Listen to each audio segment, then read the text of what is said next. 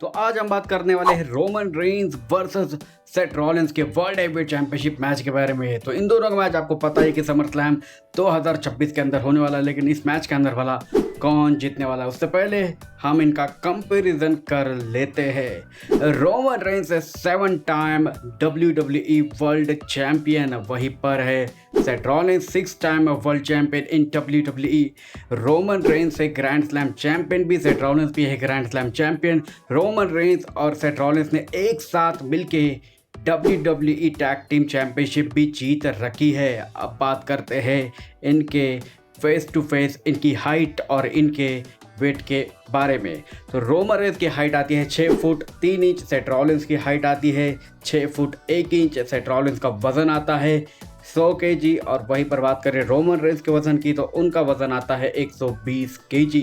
यानी कि हाइट और वेट के मामले में रोमन रेंस काफ़ी ज़्यादा आगे निकल जाते हैं, चैंपियनशिप के भी मामले में आगे निकल जाते हैं। वहीं पर बात करें रेसलमेनिया रिकॉर्ड की तो रेसलमेनिया के अंदर रोमन रेंस का रिकॉर्ड कुछ कमाल का ही रहा है। रोमन रेंस ने कई बार रेसलमेनिया को मेन इवेंट किया है, शायद 11 या फिर 10 टाइम, और सेथ रॉलिंस ने लगभग 3 बार रेसलमेनिया को मेन इवेंट किया है।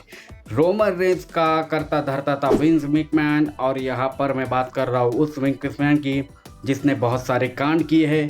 और सेथ रॉलिंस का करता धरता था द गेम ट्रिपल एच, जिस वजह से आज सेथ रॉलिंस इतना बड़ा सुपरस्टार बन चुका है और जिस वजह से रोमन रेंस भी आज बड़ा सुपरस्टार बन चुका है, और उसका कारण है विंस मैकमैन। अब बात करते हैं इनके मैच के बारे में। तो आखिरकार इस मैच के अंदर भला कौन जीतने वाला है?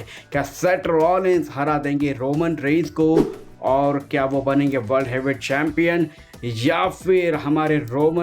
या फिर tribal chief Roman Reigns Seth Rollins को हरा देंगे? क्योंकि समर स्लैम का रिकॉर्ड और रोमन रेंस के विन विन में ही रहता है। 2021 से लेके 2025 तक रोमन रेंस समर स्लैम के अंदर बस जीतते हुए आ रहा है, लेकिन सेथ रॉलिंस के सामने नहीं।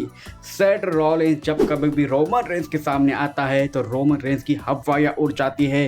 1-on-1 के तौर पर सेथ रॉलिंस को कभी भी रोमन रेंस ने नहीं हराया है वर्ल्ड चैंपियनशिप के लिए। ऐसे तो हरा रखा है लेकिन वर्ल्ड चैंपियनशिप के लिए नहीं। आपको पता है 2015 के अंदर सेथ रॉलिंस ने WWE चैंपियनशिप ड्रॉप की थी, वो इंजर्ड हो चुके थे। उसके बाद WWE वालों ने रोमन रेंस को वर्ल्ड हेवीवेट चैंपियन बनवाया था, लेकिन उसके बाद मनी इन द बैंक के अंदर सेथ रॉलिंस एक बार फिर से अपना रिटर्न करते हैं, शायद एक्सट्रीम रूल्स के अंदर रिटर्न करते हैं, और मनी इन द बैंक के अंदर वो चैलेंज ठोकते हैं रोमन रेंस को for the WWE world heavyweight championship.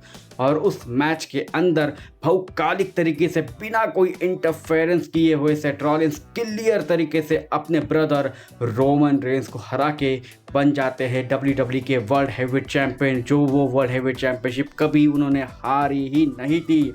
और इस बार भी रोमन रेंस के दुश्मन सेथ रॉलिंस के पास मौका है, क्योंकि इस टाइम भी उन्होंने ये वर्ल्ड हेवीवेट चैंपियनशिप कभी हारी नहीं थी। अपनी इंजरी की वजह से उनको विकेट करनी पड़ी है, और उसके बाद CM पंक चैंपियन बने, उसके बाद रोमन रेंस चैंपियन बने। अब शायद मुझे लगता है एक बार फिर से सेथ रॉलिंस दांव पलट सकते हैं समर स्लैम के अंदर। विन विन का चांस है रोमन रेंस के पास समर स्लैम के अंदर, वो आज तक हारे नहीं है, लेकिन इस बार Roman Reigns world heavyweight championship को ड्रॉप करेंगे सेथ रॉलिंस के सामने। और मेरी प्रेडिक्शन यही रहेंगी कि रोमन रेंस सेथ रॉलिंस को हरा के बनेंगे, नहीं मतलब कि अपनी अनडिस्प्यूटेड वर्ल्ड हेवीवेट चैंपियनशिप को रिटर्न करेंगे। सब्सक्राइब ठोक दीजिए।